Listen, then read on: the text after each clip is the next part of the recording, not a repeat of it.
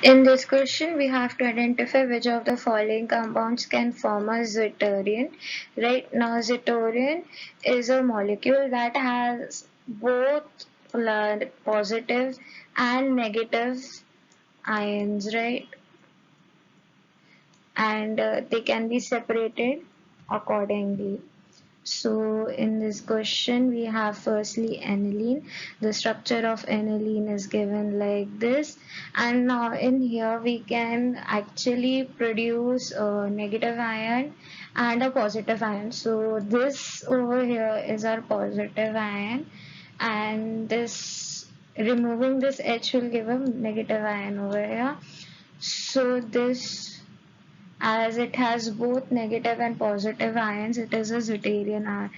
It is in zwitterion form, right? Others, you can do it by yourself, right? We have acetanilidine, glycine, and benzoic acid.